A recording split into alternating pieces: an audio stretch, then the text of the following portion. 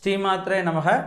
தென்முக வாராகி திருக்கோயில் ரொம்ப சிறப்பாக அமைந்திருக்கிறது. சிறப்பாக பூஜைகள் நடந்து கொண்டிருக்கிறது. தினசரி நித்திய நைவேத்திய பூஜைகள் தொடர்ந்து நடந்துகிட்டு இருக்கு. நீங்கள் ஒருவேளை இந்த கோயிலில் உள்ள அம்பாளுக்கு அர்ச்சனை பண்ணணும்னு நினச்சிங்கன்னா ஆன்லைன் மூலமாகவே அர்ச்சனை பண்ணலாம். அதாவது மாத அர்ச்சனை அப்படிங்கிறது ஒன்று இருக்குது.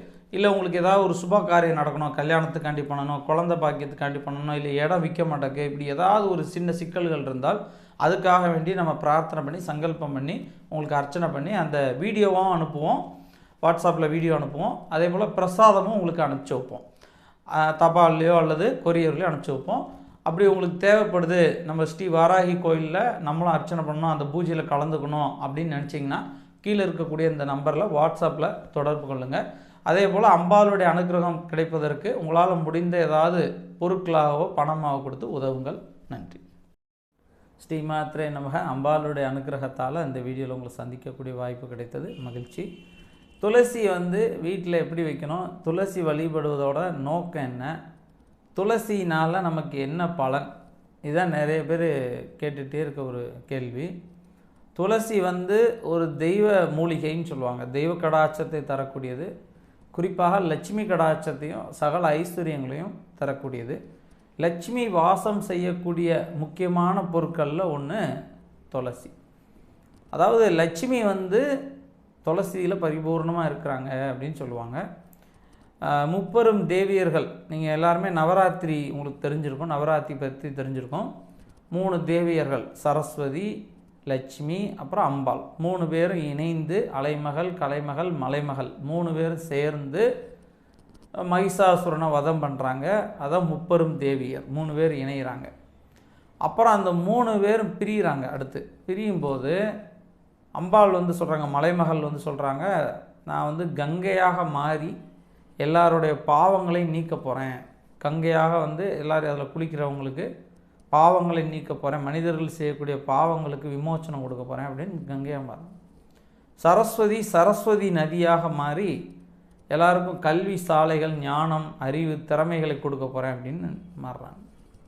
அப்போ லட்சுமி துளசியாக மாறுறாங்க. எல்லாருக்கும் சகல சௌபாகியங்களும் சகல ஐஸ்வர்யங்களையும் சகல சம்பத்தையும் தரப்போகிறேன் அப்படின்ட்டு துளசியாக மாறுறாங்க. இந்த லட்சுமியுடைய ஒரு ரூபம் தான், அதான் பிருந்தா அப்படின்ட்டு பேர் துளசிக்கு. அப்புறம் லட்சுமின்னு அர்த்தம். லட்சுமியுடைய ரூபமாக விளங்கக்கூடிய அந்த துளசியை நாம் பூஜை செய்ய சகல சௌபாக்கியங்களும் சகல ஐஸ்வர்யங்களும் கிடைக்கும். இது பரிபூர்ணமாக நிறைய பேர் கண்ட உண்மை. துளசியை வணங்குறவங்களுக்கு எந்த குறையும் இருக்காது. ஸோ துளசி வீட்டில் வைப்பதற்கும் சில விதிமுறைகள் இருக்கிறது. துளசி எல்லா இடத்துலையும் வச்சிட முடியாது. சில பேர் பார்த்திங்கன்னா பாத்ரூம் பக்கத்தில் வச்சுருப்பாங்க, டாய்லெட் பக்கத்தில் இருக்கும், அப்படிலாம் வைக்கக்கூடாது. சுத்தமான தோட்டம் இருந்தால், உங்கள் வீட்டில் கொல்லைப்புறத்தில் தோட்டம் இருந்தால் அந்த தோட்டத்தில் வைக்கலாம். கழிவு நீரோ கெட்ட வாடைகளோ துர்வாடைகளோ அடிக்கக்கூடாது. சுத்தமான இடமாக இருக்கணும், அங்கே துளசி வைக்கணும். பெரும்பாலும் வீட்டோட முன்பகுதியில் பின்பகுதியில் வைப்பாங்க. அது அந்த வீட்டோட அமைப்பை பொறுத்தது. இந்த துளசி பெருமாளுக்கு நம்ம சாத்திரம்னு எல்லோரும் நினச்சிட்ருக்கோம். ஆனால் பெருமாளோட ஹிருதயத்தில் படுறது. ஹிருதயத்தில் யார் இருக்கான்னா லட்சுமி. இப்போ சிவன் தன்னுடைய உடல் பாதியில் அம்பாளை கொடுக்குறாங்க. அதே போல் பெருமாள் விஷ்ணு பகவான் தன்னுடைய நெஞ்சில் மகாலட்சுமியை இருக்க வைக்கிறார். அதனால் அந்த மாலை நெஞ்சில் படும்போது லட்சுமி கடாட்சத்தை நாம் பெறலாம். அப்படிங்கிறதுனால தான் அந்த துளசியை பயன்படுத்துகிறோம். அது மாதிரி துளசி தீர்த்தம் குடித்தாலும், துளசி தீர்த்தம் குடிக்கிறவங்களுக்கு எந்த விதமான நோயும் வராது. வீசிங் ட்ரபிள், தொண்டை வலி, காய்ச்சல், நோய் எதிர்ப்பு சக்தி குறைவு, இப்படி இரத்த ஓட்டம் கம்மி, நிறைய சொல்லிட்டே போகலாம். சகல வியாதிகளையும் குணப்படுத்தக்கூடிய. அதனால தான் நம்ம பெரியவங்க அந்த துளசி தண்ணீர் கொடுத்தாங்க. துளசி கஷாயம் வச்சு கொடுப்பாங்க. கிராமங்களில் பார்த்திங்கன்னா பெரியவங்க துளசி கஷாயம் வச்சு கொடுப்பாங்க. அதே போல் ஏதாவது வண்டு, பூச்சி, இந்த பூரான், குளவி, இந்த மாதிரி விஷ ஜந்துக்கள் கொட்டினா கூட நம்ம துளசி எடுத்து சாப்பிட்டோம்னா இந்த விஷ ஜந்துக்களால் வரக்கூடிய அந்த தொந்தரவுகள் உடம்புல பாதிக்காது. அதனால தான் வீட்டில் துளசி வச்சாங்க. துளசி வைத்து பூஜை செய்வதோடு அதில் ஒரு மருத்துவத்தையும் கொண்டு வந்தாங்க. அப்போ ஏதாவது எமர்ஜென்சினா டக்குன்னு துளசியை பறிச்சுக்கலாம் அப்படிங்கிறதுனாலையும் வீட்டில் வச்சுருக்காங்க அப்படின்னு பெரியவங்க சொல்கிறாங்க. ஆனால் சகல ஐஸ்வர்யங்களும் சகல தேவர்களும் 33 கோடி தேவர்களும் அந்த துளசியில் இருக்கிறாங்க அப்படின்னு சாஸ்திரங்கள் சொல்லுது.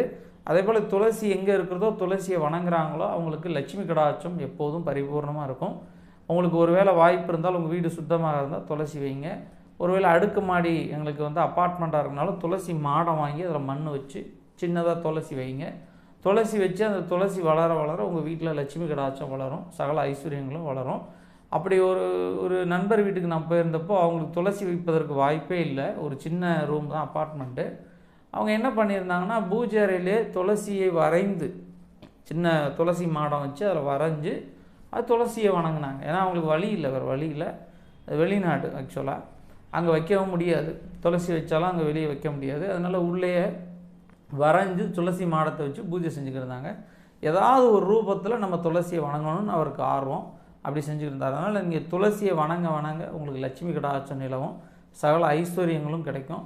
உங்களை சுற்றி இருக்கக்கூடிய துர்சக்திகள், துர்தேவதைகள் விலகும். இந்த வீடியோ உங்களுக்கு பிடிச்சிருந்தால் மறக்காமல் லைக் பண்ணுங்கள், மற்றவங்களுக்கு இதை ஷேர் பண்ணுங்கள். நம்ம சேனலை மறக்காமல் சப்ஸ்கிரைப் பண்ணுங்கள். நன்றி.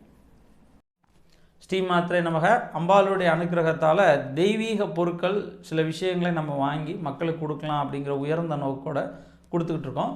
அதாவது ரொம்ப லாப நோக்கம் இல்லாமல் அதுக்கு என்ன நமக்கு தேவையோ அதை விற்பதற்கு அதை மட்டும் பண்ணி நம்ம கொடுத்துட்ருக்கோம்.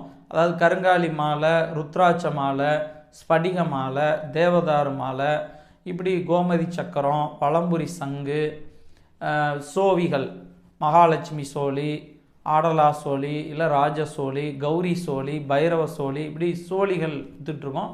அதே போல் தாமிரமணி மாலை, இப்படி தெய்வீக பொருட்கள், யந்திரங்கள், மகாலட்சுமி யந்திரம், வாஸ்து யந்திரம், குரு யந்திரம், வாராகி யந்திரம், இப்படி யந்திரங்கள் கொடுத்துட்ருக்கோம். கழுத்தில் அணிந்து கொள்வதற்கு டாலர், நர்மதா டாலர், ஸ்படிக டாலர், இப்படி இந்த டாலர்கள் உங்களுக்கு கொடுத்துட்ருக்கோம். அந்த மாதிரி உங்களுக்கு ஏதாவது தெய்வீக பொருட்கள், சக்தி பெற்ற, ஏற்ற பெற்ற சக்தியான பொருட்கள் உங்களுக்கு ஒருவேளை தேவைப்பட்டது அப்படின்னா கீழே இருக்கக்கூடிய இந்த நம்பரில் வாட்ஸ்அப்பில் தொடர்பு கொள்ளுங்க. மேக்ஸிமம் ஃபோன் செய்வதை தவிர்த்துட்டு வாட்ஸ்அப் மூலமாக தொடர்பு கொண்டீங்கன்னா உங்களுக்கு இந்த தெய்வீக பொருட்கள் நீங்கள் எந்த ஊரில் இருந்தாலும் உங்களுக்கு தபால் மூலமாகவோ, கொரியர் மூலமாகவோ, இல்லை பார்சலாகவோ உங்களுக்கு அனுப்பிச்சி வைப்போம். இந்த நம்பரை தொடர்பு கொள்ளுங்கள். நன்றி.